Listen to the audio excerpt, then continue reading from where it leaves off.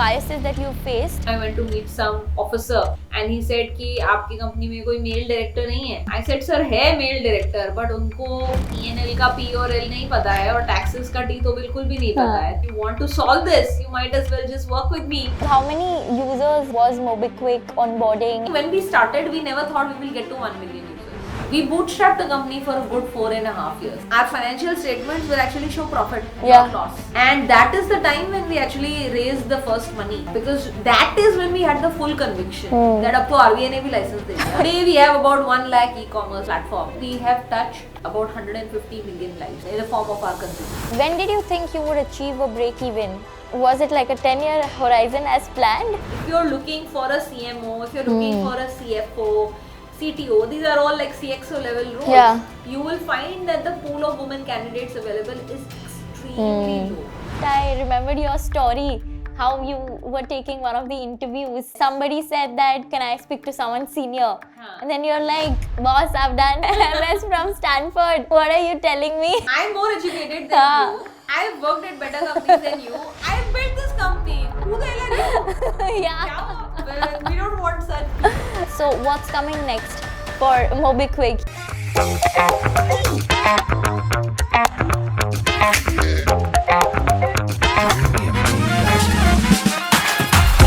Welcome Upasna to our show Wiping Out the Norm. You've been one of the few women leaders in the fintech industry. It's rather unfortunate that we don't see many women leaders in this space, but I think with your example now and with your story being shared across platforms, I think we will see more and more young women founders in this regard. Before I move into the story of MobiKwik on how things started, I want to know of some key incidences in the US while you were working and studying that really shaped up the kind of personality that you are today and the way that you lead teams in MobiKwik today. One of the things I can tell you about is having to work on this startup that was acquired by PayPal in Israel. So it's a very interesting experience because PayPal was part of eBay, which was listed. And so there are all these regulatory norms about how many people in the company can know until we have publicly announced it. So until you have bought it, you can't announce it. But there's a timeline to term sheet, due diligence and all that. So a few of us were read into this that you are the only people who know this. You can't talk about it with anyone. And you know it for a purpose. You have to do this work, you have to do this work. So from the product side, I was chosen.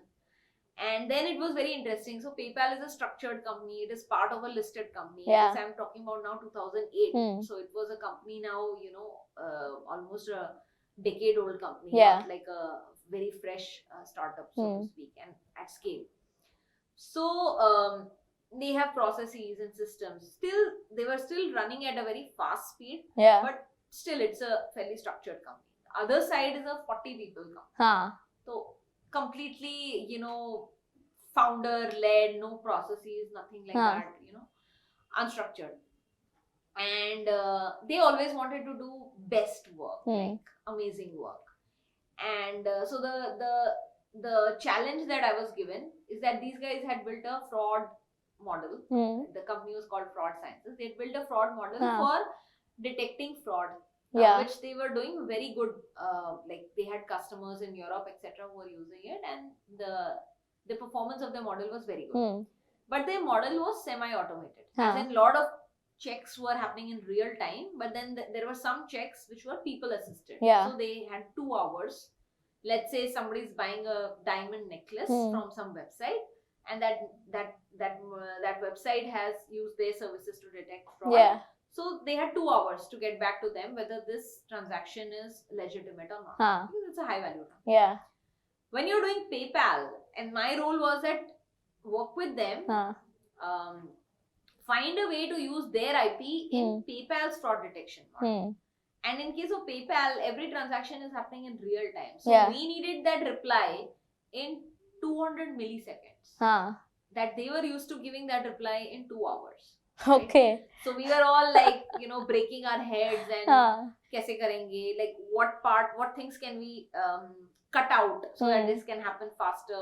What is it that was manual that they can automate, etc. So there were many trips between the US and Tel Aviv to figure this out. And of course, PayPal management always wanted things their way. And these guys always wanted things their way. And who was getting stuck in between Yeah. me, because I had to satisfy them and satisfy my bosses and say ki ho raha hai, I'm getting it done, I'm moving them in this direction. Correct.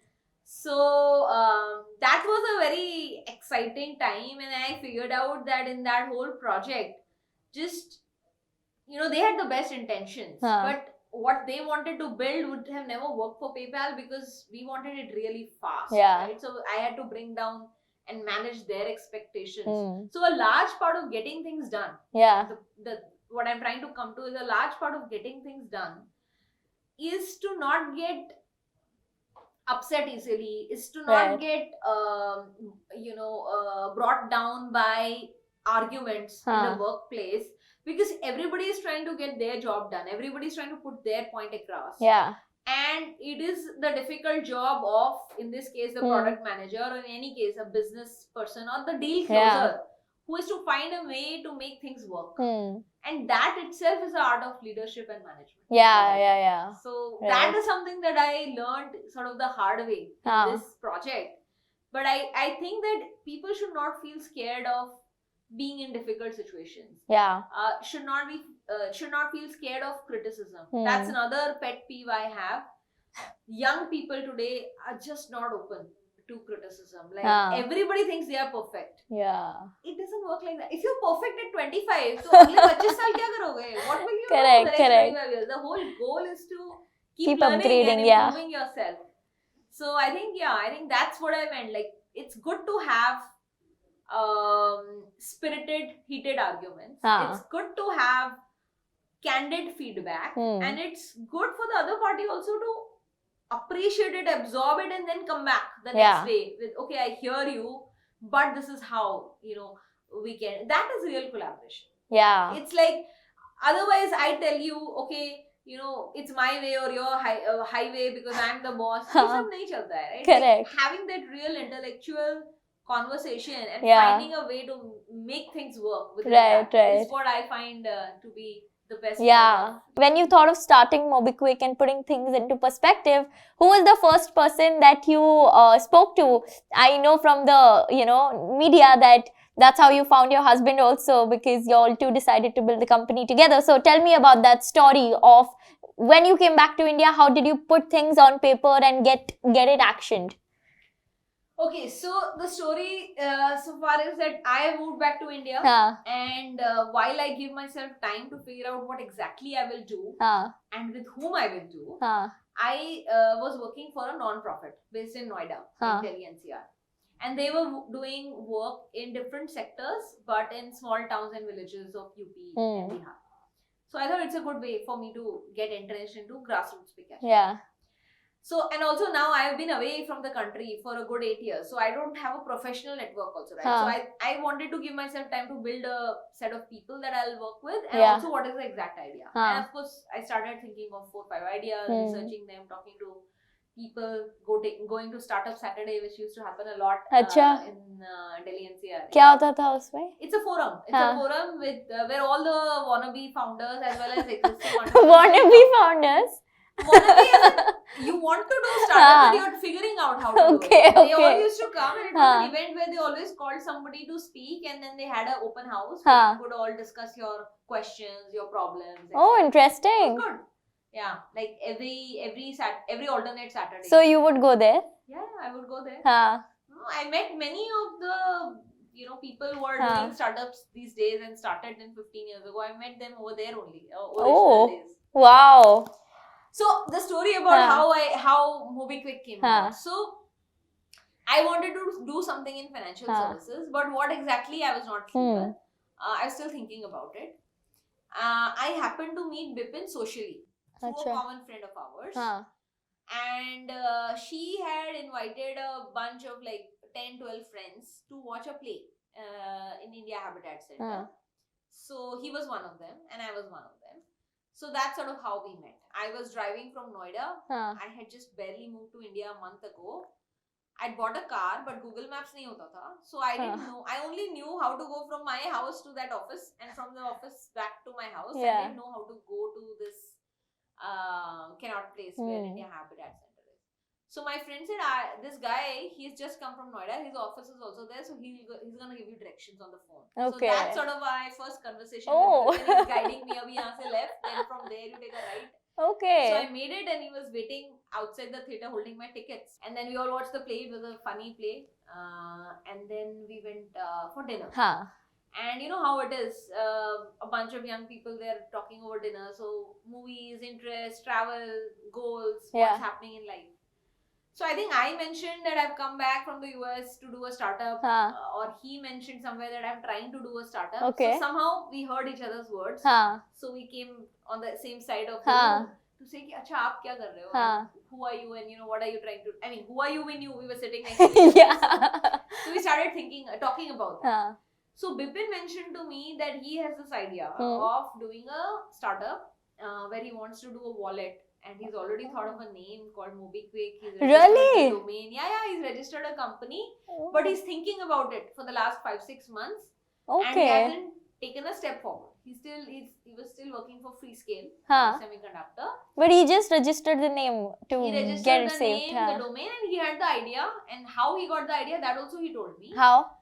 So he got the idea because he kept looking at the TRI data, which was showing that most of India, while there is an elite group of people that use postpaid mobile, Huh. the prepaid mobile number is just growing through the roof. It's Yeah. just increasing with a phenomenal pace. Yeah.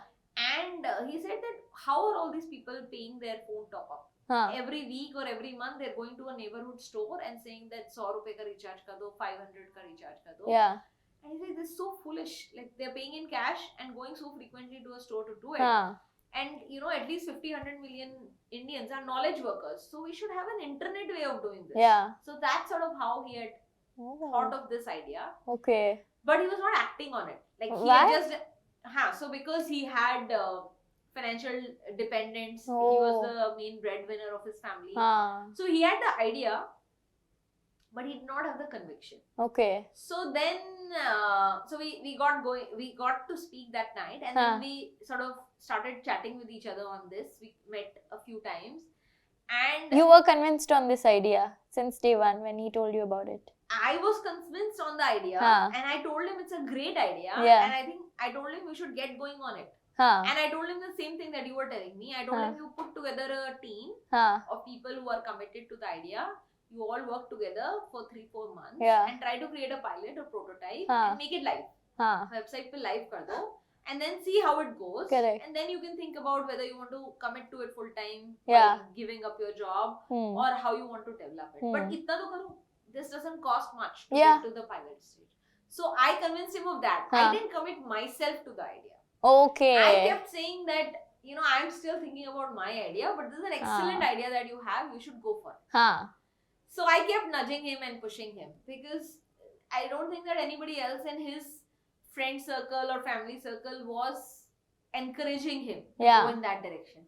Huh. But he also got encouraged by the fact that ye kaisi pagal ladki hai, like she just left her life and came back to do a Huh. startup. Huh. So I said, मुझे लगता है मुझे करना चाहिए, Hmm. so I'm gonna do. So yeah, I think after 3-4 months of meeting me, Bipin got started. He put together, you know, With your nudges. हाँ, with my nudges. He got encouraged कि मुझे भी कुछ करना है, हाँ. and he got started. Huh. And August 2009, MobiQuick was launched, and I was also a positive and supporting bystander. You were like a passive advisor. I was like a passive advisor. But I was not involved. I knew all the members of that team, but I was Oh. not part of that team. Because of my own liking. I was like, Okay. I could also see that our personal lives are getting intertwined. So I was like, Huh. I don't want to mess this equation up. Yeah. So I was like reluctant to join him from that perspective also. Yeah. Abhi kya hoga, pata nahi. We had just started dating. So I Huh. was like, I don't know which direction this will go in. And if we start working together, there's additional pressure. And one way or the other, anything breaks up, it has double ramifications. Right. It's like double jeopardy. Yeah. So I was like, घुसना ही क्यों है उसमें? Let him do his own thing, I'll do my own thing. But you started dating him by way of these conversations when you were helping him out with the business. Yeah. Along those lines, first we became friends, then Oh. we also started dating. Yeah. And then he got started. Huh. And then this sort of initial ragtag team he had put together, friends, some freelancers, etc. Acha. After the first 2-3 months of euphoria, all of their interest started waning down. Okay. How? Why but? Because they were expecting that overnight सब हो जाएगा ना, overnight millions of users आ ऐसे जाएंगे, थोड़ी. overnight millionaires बन जाएंगे, whatnot. So Okay. August they launched, and then 3-4 months later, हाँ. most of them were reducing their working hours, and Oh. he actually quit his job and he was working like a maniac, like 20 hours plus he was working. Like, Okay. because he was doing many things himself Huh. because other people were not doing enough. Oh, because they lost conviction. Yeah, or maybe they were never fully convinced to begin with. I don't know. Oh. But that was the case. So Huh. he kept sort of nudging them, encouraging Yeah, them yeah, that, yeah. you know, you should fully commit to it. At least 6 months to puri fight mani chahiye, Huh. etc., etc. Because nothing happens overnight. Yeah. So, but that didn't work out. So he kept going. He didn't give up. They all backed out. All of them. All of them. And he kept going. Oh. Then I saw ki yaar, this guy is something yaar. In the morning he's doing business development meetings. In the afternoon he's doing customer support and operations. And then in the night he's doing all the coding work. Yeah. So I'm like, ये तो one man army की तरह लगा हुआ है. But tell me, did you also tell him to like stop the business when everybody backed out, or you were still supportive? No, I didn't stop him at all. I was always. You were like, still do it and I see said, how it find new goes. people. अच्छा. So what? हाँ. किसी ना किसी को तो लगेगा ना कि this is worth. Yeah. अगर तुमको लग रहा है तो because they were getting users, they were doing transactions, they were doing GMV. Okay. It's just that it doesn't, like, you don't overnight start making money. हाँ. You have to invest some time in building. Yeah. Like 1 year तो minimum है, उससे कम में क्या होगा? Correct. तो 3-4 months में they were expecting miracles. Yeah. So they had unrealistic expectations. Oh. So anyway, so then 6 months after he had started MobiKwik is when I decided that I'm being stubborn for no reason and this is an excellent idea and opportunity, and it is an idea and opportunity about which I know a lot of things. For example, in the first week or month of launch, he saw some people adding 50,000 rupees or 1 lakh rupees to their wallet. And he's like, oh my god, amazing. I was like, ये पक्का fraud है. इसे लिखवा के ले लो. Nobody wants to put this much money in an unknown website. If they want to try it, they'll put $1,000. Correct. Why will they put so much money? This is definitely somebody's stolen credit card that somebody is using on this platform, and इसका बाद में chargeback आएगा. So I had all the know-how and the acumen, and obviously I helped them and tried to protect them. And so by that 6-month mark, I realized that I am just being foolish. I know enough about this area, and he's obviously committed to this. So I should, you know, instead of trying to be so foolhardy and saying that नहीं मेरे को कुछ और ही करना है, I might as well, you know, we might as well join hands and give it our full push. Yeah. So that's sort of how I joined, and the rest, as they say, is history. Oh my god. But this is very interesting of the first 6 months. Tell me how that phase was. How many users was MobiKwik onboarding, and how did you get the word spread out in a way that people know that this exists and they should transact through the app? Or it didn't have an app, or was it just a website? It was a website. The app came in 2011. Google Play Store came in 2011. Yeah. We were one of the early apps. We were already ready by the time. Yeah. But so yeah, in 2009 it was a website. And पहले तो website on कर दिया. उसमें there was a wallet, you could add money and you could pay for your phone bills. And then we added other use cases also, like electricity, other bill payment use cases. Okay, but phone bill was the first one. Phone bill was the first one. So then how did we market it? There were all these, what should I say, forums kind of things where people used to, the internet users at the time. India had some 20-25 million internet users at that time. That's it? Yeah, that's it. Oh. So they used to discuss all these deals. I remember Desi Dime and some other platforms like that existed where people used to discuss, like, where can you get a discount for this? So we used to put some, you know, comments over there or seed some offers over there. Yeah. Then also we started doing a lot of work in SEO to make sure that if anyone searches for Airtel recharge or Docomo recharge, then, you know, the first hit should come to our website. So we were very strong at SEO and organic build up, and that's sort of how we acquired, you know, the first many users. Feb 2010 I joined. I think by April or May, you know, we did some other B2B deals also, so that we had enough GMV. Like, which was your first one?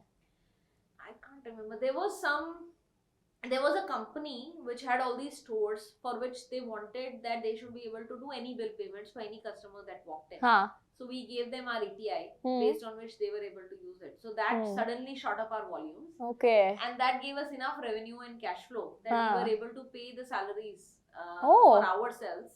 And we were able to hire 2-3 people. With just that one deal? Yeah. It was a Wow. large deal. Then we struck 1 or 2 such other deals. Huh. And whatever extra we earned, we invested it back into The company. SEO Yeah. and hiring engineers, like that. So the first Oh. couple of years was slow. I think after I joined, we hired our first employee to Huh. lead the operations piece because it's an operations heavy business. Correct. How did you find this first employee? Good question. I don't know. I think I put it up on some job sites, maybe including Naukri.com. or whatever. Yeah. आपने तो बनाया नहीं job site हाँ, नहीं तो नहीं वहाँ पे भी बनाया। जाता वहाँ पे जाता होगा, Facebook में तो हर जगह हाँ. डाला होगा. I remember I interviewed him over Skype. Okay. He was in Calcutta at हाँ. the time, and then his family was in Delhi, so हाँ. when he flew back to Delhi, then he came to see us. We interviewed him in KFC. Oh. I remember that also, a bucket full of chicken wings. Oh my god. You remember this so specifically. Yeah, because you go to a coffee shop to do an interview. Yeah. Who goes to KFC में chicken wings के साथ कौन interview करता है? I think Vipin had a penchant for chicken wings. And the guy Okay. also liked chicken, so हाँ. he decided to go for chicken. Okay. So through one of those applications then you all Yeah. selected him. I mean, I had interviewed a few people हाँ. and I got him. And he was also like, there were many people, working for the Infys and, Cognizants of the world. हाँ. And उसमें वो एक setup होता है that either you are on some boring maintenance project or Hmm. you are on some exciting project or you are on the bench. हाँ. Enough people were on boring projects or on the bench. Yeah. Which means you are getting paid, but आपके पास कोई अच्छा है नहीं कर रहे हो. हाँ. And those are the kind of smart people that we were looking for. Like people who had the drive that I want to do something Yeah. and I'm just getting paid not to do anything. Per se. Hmm. So that's how we got him. We got him from Cognizant. Then we got the first engineer, the second employee from Infosys. So Oh. that's sort of how, we... But you all used the cash flow of the first deal to hire these people Yeah. and some of your savings that you'd put in the company. Yeah. We bootstrapped the company for a good 4.5 years. Before Oh we my raised it. god. How did you sustain for so long? So we built the business only in that manner, in a frugal Yeah. manner, so that it has to be self-sufficient. Okay. And by the time we were 4 years old, so in 2013, in 2012 we had applied for the RBI's prepaid wallet license. Huh. We got it in 2013. We had some few million users, maybe 2.5 million users we had by that time. We had at least 10 crores of user money sitting in the wallet money sitting in our bank. The GMV you mean? Not the GMV, the money that people have stored in the wallet. Okay, that way. Yeah. Huh. So like you've stored 1,000 bucks, Yeah. somebody else has stored Huh. 3,000 bucks. So collectively that money was always more than 10 crores. Right. And that was the time, and we were profitable.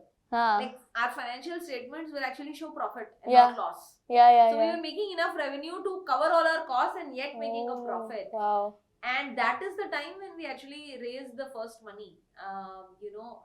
Because that is when we had the full conviction that up to RBI ने भी license दे दिया. Yeah. So let's not be foolish. Frankly Hmm. speaking, when we started, we never thought we will get to 1 million users.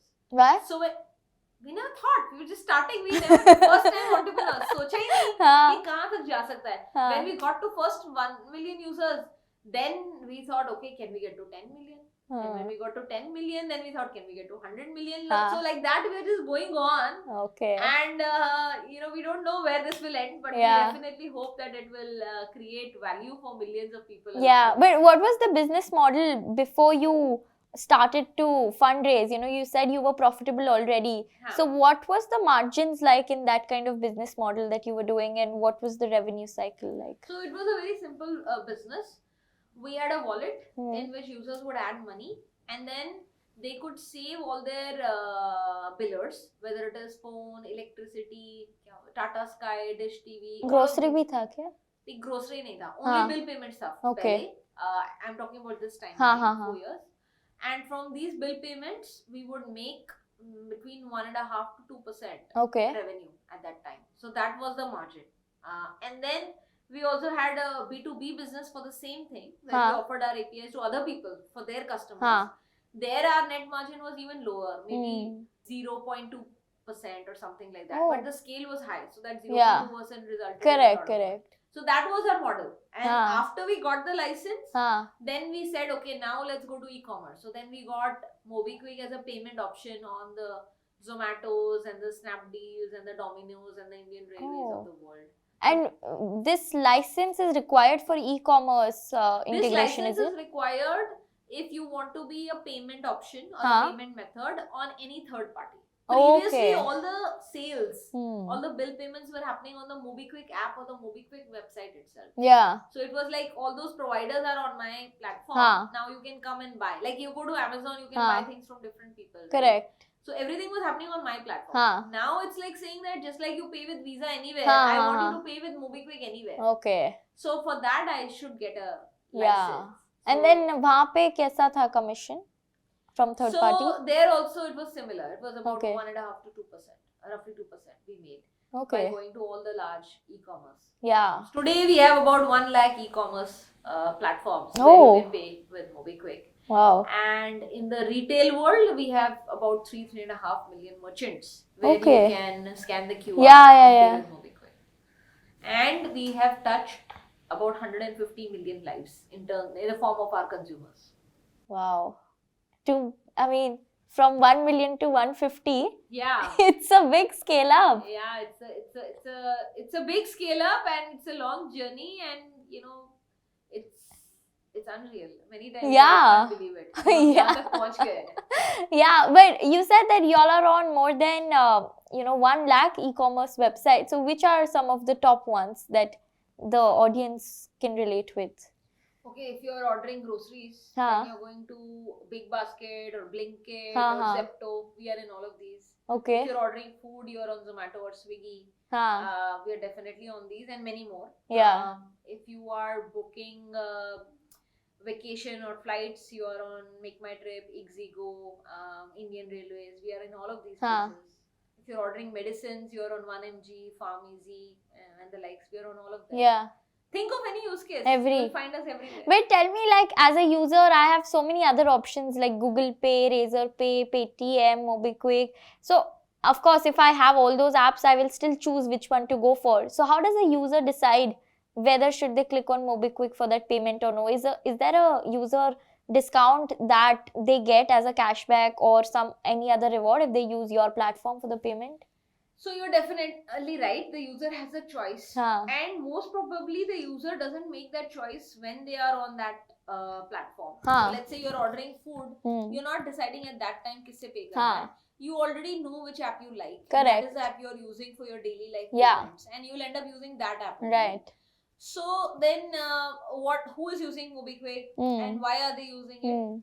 So I think that we have the distinct advantage where we offer wallet, UPI, as well as pay later as a service. So we, along the years, as we developed MobiKwik as a payments business, Yeah. where we acquired consumers as well as merchants, Huh. both in e-commerce and in physical retail. Hmm.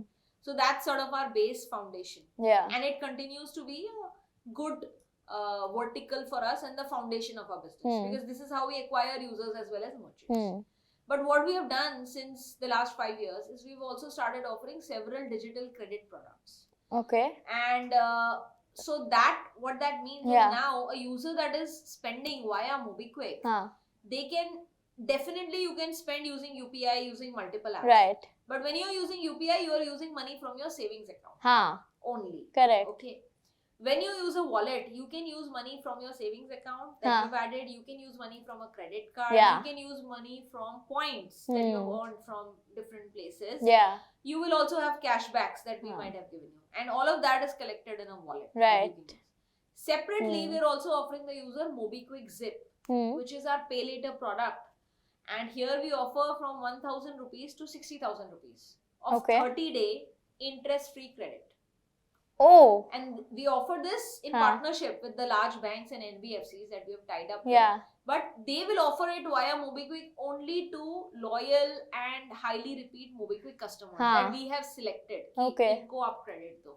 Okay. So now if you're a user, most of our users, are not the elite sort of city users. Most of our users are those who earn between 30 to 60,000 rupees per month. And a large fraction of them are actually not in tier 1 but tier 2, 3, 4 India. Okay. So if you are a user who has a smartphone and you have a bank account, so therefore you have a debit card, but you don't have any credit product. Right. You don't have a credit card, you don't have any loan products available. And you are spending digitally. Every month you're paying your bills, you're ordering food, you're paying rent, or you're paying school fees, whatever are your daily spends. If a good chunk of it you're paying digitally, then MobiKwik has a good footprint of you. That how are you earning, how are you spending? And to this user, let's say a user is earning 35,000 rupees per month. If we offer you 7,000 rupee or 10,000 rupee line of credit, then it's amazing, right? It's actually working capital for you that you can use. Most of India is not salaried. Most of India is not getting earnings salary on the first of the month. So anytime you want to make some spends, like all your regular spends, rent, school fee, etc. are at the beginning of the month. Correct. If you have a line of credit, you can dip into it. And when you receive your money from back. your earnings, you can pay it back. And if you paid on time, then there is no cost to you. Right. So it's a win-win. So I think these are the three things. Wallet, UPI and MobiKwik Zip, which is our credit product, put together is the value proposition that has resonated with millions of Indians. So today, about more than 5 million of our users are actively using MobiKwik Zip. In fact, they are using it with a 93% repeat rate. Nice. Which is quite terrific. Actually. Yeah. But wait, why only 5 million out of 150? Oh, slowly we're adding. Right? Okay. When did you launch this Zip product? So we launched it a few years ago. Okay. 2019. Oh, recently. And we have pre-approved a good chunk of our users. About 20 to 30 million of our users we have pre-approved. But see, this is a business of credit. What I give, I have to collect back. Correct. It's not cash back. Yeah. You just give it and forget about it. So, it's slow and steady. Right. We want to make sure that we only add, a few lakh new users to this product every month. So therefore, growth is happening. The GMVs in this product are scaling nicely. Yeah, but quality growth. Quality growth. Yeah. Profitable. Yeah. And users who repeat on this product and pay on time, then we also qualify them for a higher ticket loan. Like you can get a 2 lakh rupee loan which you may or may not get. That's why the repeat rate is 93%. So that is sort of our differentiated proposition. Okay. Of course, user has choice. There are many platforms. But we are trying to make sure that we create enough value for the user that the users that come to our platform become sticky. So thinking in this direction, we realize that not every user may need credit. Correct. So what else they can need? They may want to invest their money wisely. Yeah. Now again, I said most of my users are in tier 2, 3 India. So these are not the top 50 million Indians who will invest in the stock market or they will invest in mutual funds. They may not be as financially savvy. So then we started bringing them different investment products. Like today on the MobiKwik app, you can invest directly into mutual funds, you can invest into gold, you can invest into alternative debt instruments also. And all of this will give you a much higher earnings or a yield than what you will get, let's say, in a regular bank FD, etc. How much, like what percentage do they get generally?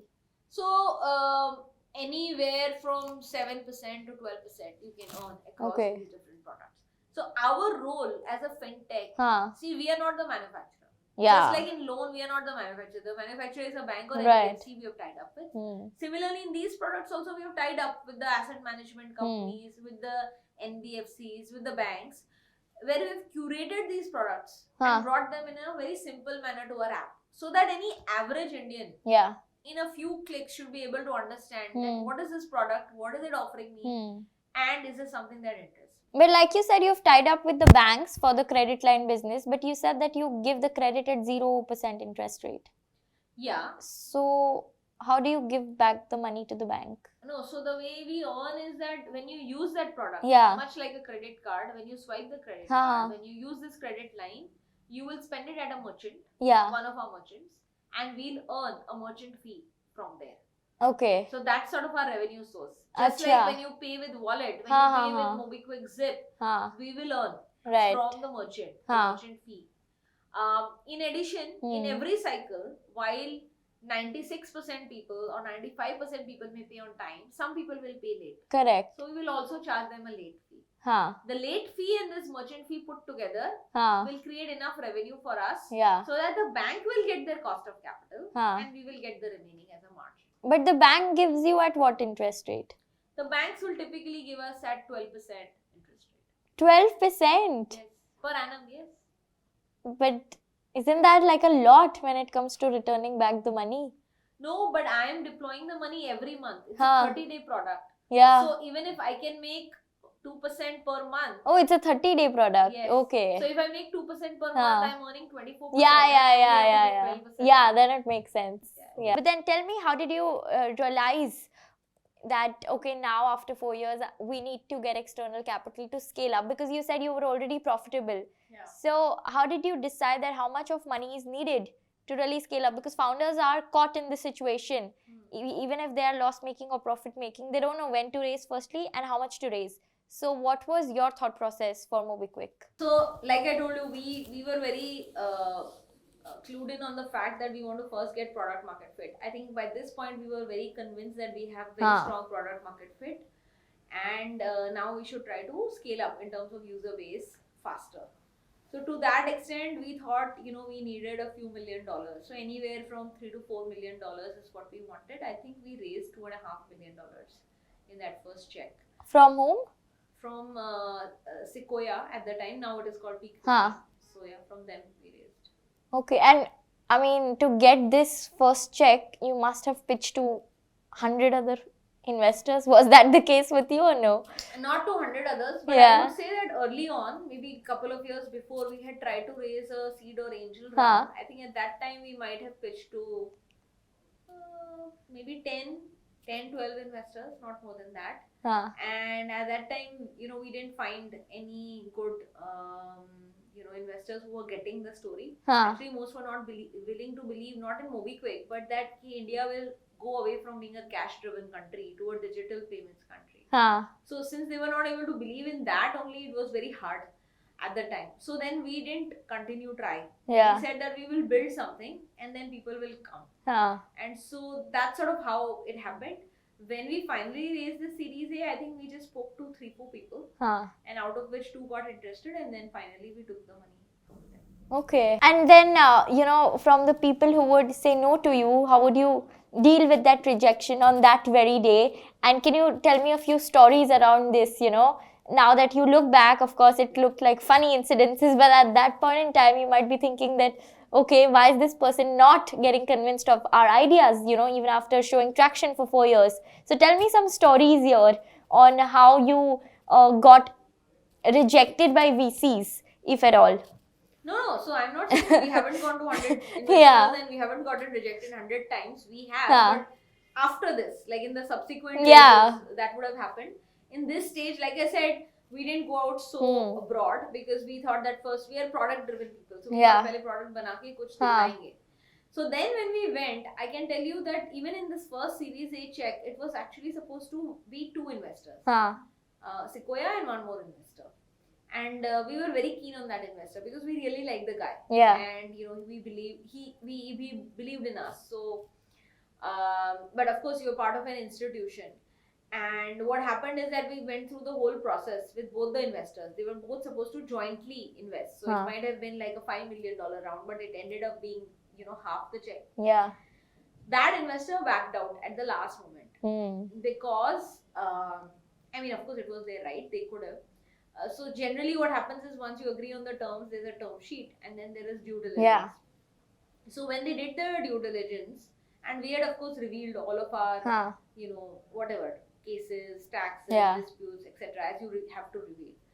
So one of the things that we had revealed was from some, hota rehta hai GST, kisi ka kuch na kuch aata rehta hai. And they took it very seriously. And we got it evaluated from some external sort of tax firms also. And they said that even if we were to lose that dispute with the authorities, it would probably be a hit of 5 to 7 lakhs.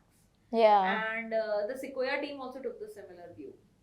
But I think they took it to be a more serious issue, that this can result into a loss of, I don't know, 20, 30, 40 lakhs, and that's not good for an early stage company. Yeah. So they backed out of it. Oh. So that was quite disheartening, because we had already worked on that process with both the investors Correct. for like 2-3 months, and their legal team had a more conservative view of that legal notice that we had than everybody else. And so that was a little disheartening at that stage, I would say. How do you get over it?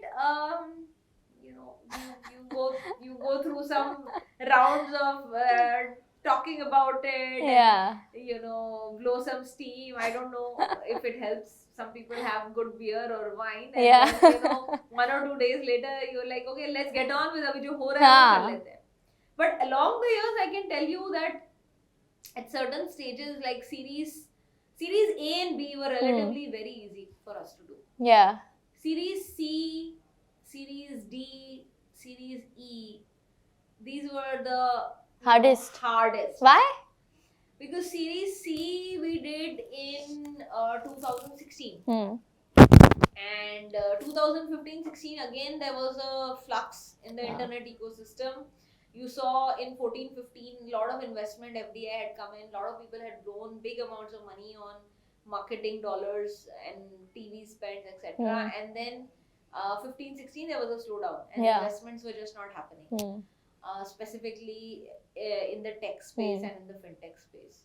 So we struggled a lot, and we were looking at a hard deadline of, like, you know, we are going to run out of money, that kind of situation. But last minute, you know, we made it happen. Like, so that was a very difficult. How did you make it happen then? Okay, so the story is that we were doing well. We had the good growth numbers to show, and so we started talking to people at the beginning of 2015, and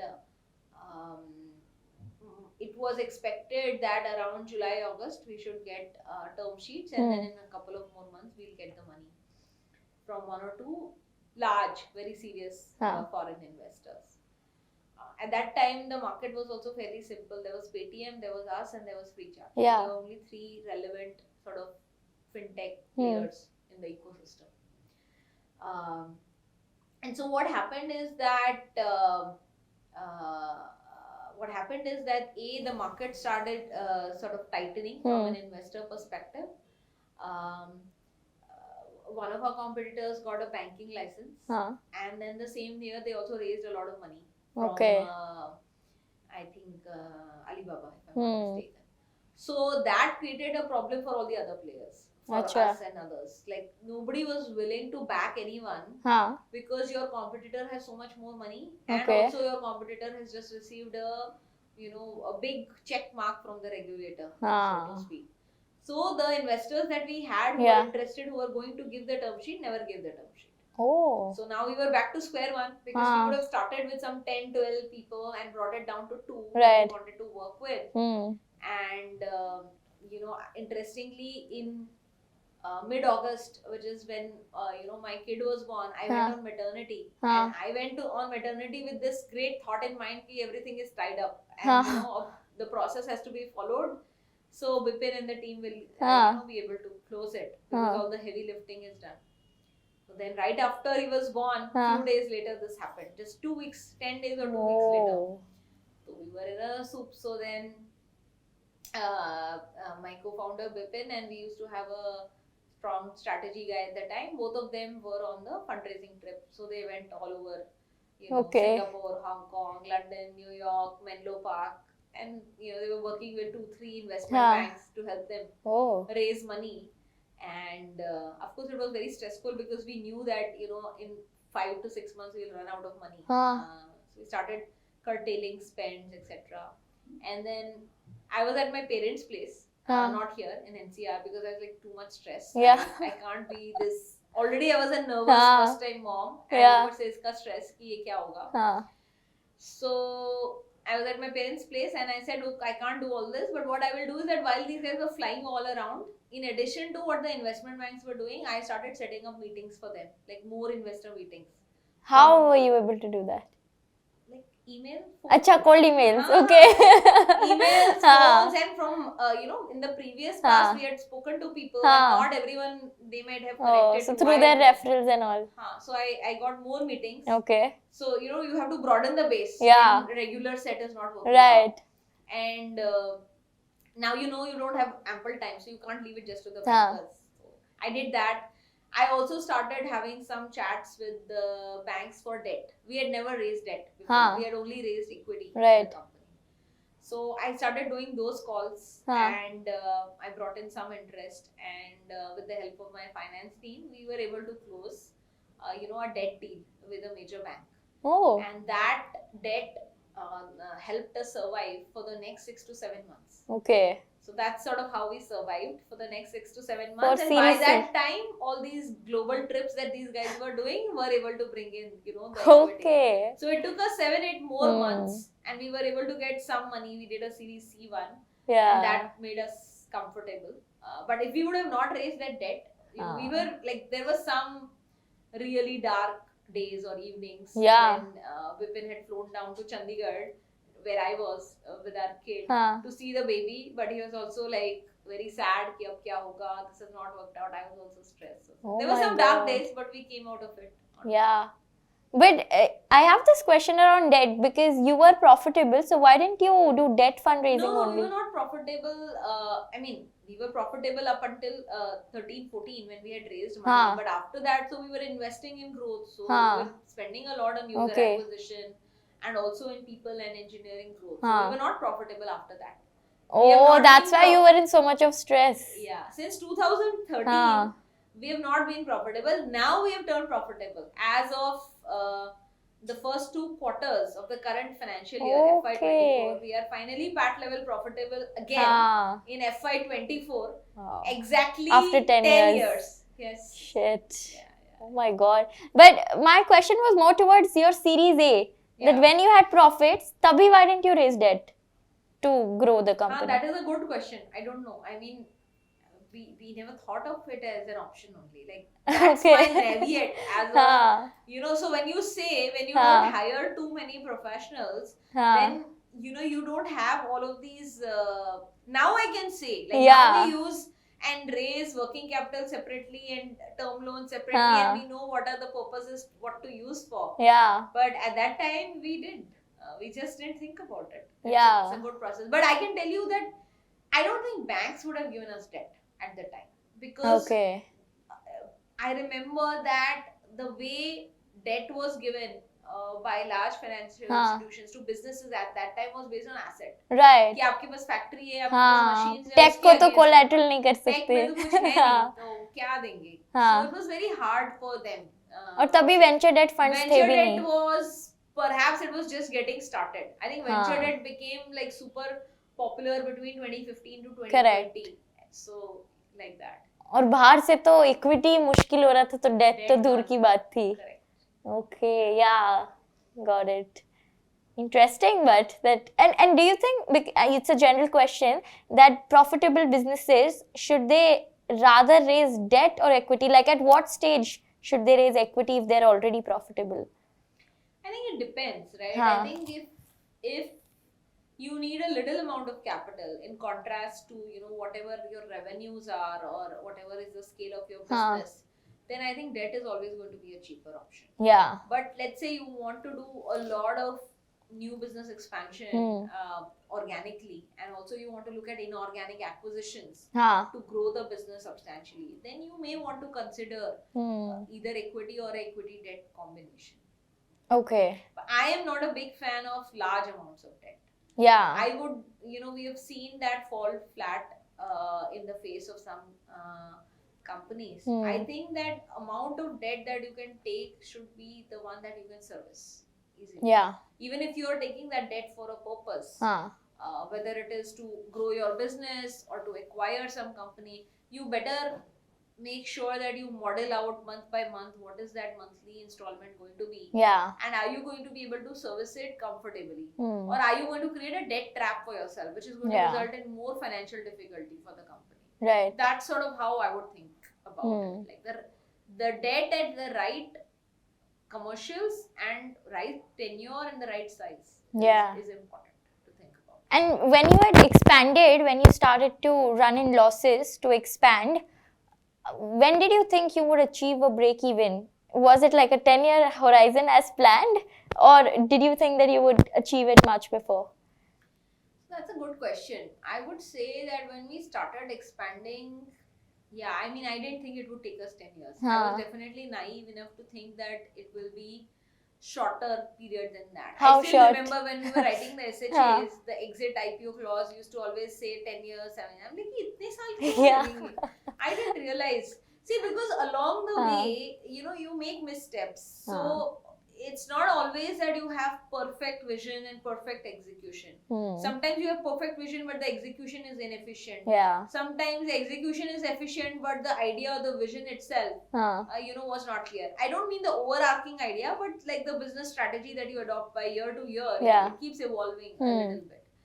So mistakes will happen, and that is where extra, capital or time will get wasted. If you build something which you end up closing down or shutting down, Yeah. obviously it is wastage of time and money. Correct. And few such things will happen, especially if you are first time founders, Huh. especially if you are at a sector which is still an early or a nascent sector, sector, if you are at the beginning. Like today, if somebody is starting a fintech company, Yeah.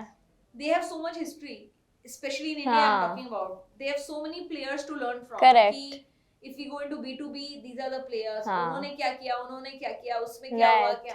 If you go to B2C, these are the stories that have already played out. हाँ. So while there is an advantage to being first to market, sometimes there is also advantage to see, what all has already Correct. played out and then come out with a smart strategy. Yeah. Per se. Yeah, like some people create history while some learn from the history and then create history again. But you were telling me about the India story and how you were an integral part of the fintech industry. Yeah, so I mean, I definitely think that we were early. Huh. I mean, the term fintech itself was not coined globally when we got started. The regulatory frameworks that exist today, the venture ecosystem that exists today, all of that didn't exist. So I think we are definitely part of the digital India story, startup India story, the fintech revolution in India. And we are making our own history while being part of these histories of India. Yeah. So in your team now, how many women leaders do you have total? I think that overall we would have at least 40% representation of women across the company, especially in I would say director and above roles, or director, VP and above roles. I think we would have a good mix, maybe 25% representation of women leaders. I mean, can I say that it is 50%? No, it is not 50%. But I think we are doing far better than most other tech startups. Yeah, I think with more senior leaders on top like you, we will see a difference. But it should equally happen with companies which are headed by men as well, where they're recruiting more, women in this. But tell me, like, I'm not pointing fingers, but the 25% representation, is it because of the fact that we don't have much women in this leadership position to hire from, or we don't have the access to them, or we can't like find them out where they are? What's the problem like? No, so I'll tell you why that is the case. So see, firstly, we all know that in India, the population may be 50-50, but 50% women are not working. Yeah. The percentage of women working from that 50% women base is less than 30%. Very few women are working as compared to our population. Yeah. That's number one. Now, number two, this is becoming even more pronounced in the fact, if you see, for example, I'll take our case, most of the people that we hire are either in engineering or sales or operations, those kind of backgrounds. So if you look at all of these schools, to start with, the class representation is not 50-50. Yeah. It is definitely improved from the time when I studied. So it is not, when I studied, we were 3 girls in a class of 60. That's definitely not the case in engineering schools anymore. But it's not 50-50 either. Let's say it's 30-35% representation. Now that is at the graduation level. Now from that, you need women to join the workforce. So firstly, not all college graduates are joining the workforce. Right. Many are very conveniently being social conditioned by their families that, you know, your purpose in life is to get married and just have a family. And nothing wrong with that. But I mean, you went to college, like apply yourself. Even if you want to have a more flexible work hours, you can find roles that suit you. So there is drop off firstly at women not joining the workforce. Correct. Then of the women who are joining the workforce, there is next level drop off when at the time when either women are getting married or they are becoming you know, family makers. Yeah. Right? And so there's immense drop off at both of those stages. So you see, you started off at let's say 30-35% at the education level, and now you're seeing drop offs at starting the job itself, and then drop offs at getting married, and drop offs at having children. So what I'm trying to tell you is that by that time, the funnel that remains of the people who are in workforce for a good 10 years after graduating or 15 years, because those are the kind of experiences you need in order to be at leadership level. Correct. Right? तो वो जो pool है, उसमें जो participation of women candidates है, it's like, I would say it's less than 1 in 10. Like very recently we were running a search to hire a CXO level person. And my HR head, who is incidentally a woman, you know, she worked very hard on that with me and the other leaders in the company. And I think we must have interviewed a dozen people for that CXO role. We could only find one solid woman candidate, and all the other 11 were men. I don't want it to be that way. I can tell you in most other companies, even they would have not had one candidate. They would have said, oh, ye to hame sirf men hi milenge. But we tried very hard and we just found one. So it is hard. It is hard even for a company that has very strong gender equity to start with, because at the founder level we have diversity. It's extremely hard for us to hire laterally, is what I'm saying, at senior levels. What we do see a lot is that once somebody has come in, let's say somebody has come in as a entry level person or with 4-5 years of experience as a product manager or as an engineer or as a business development manager.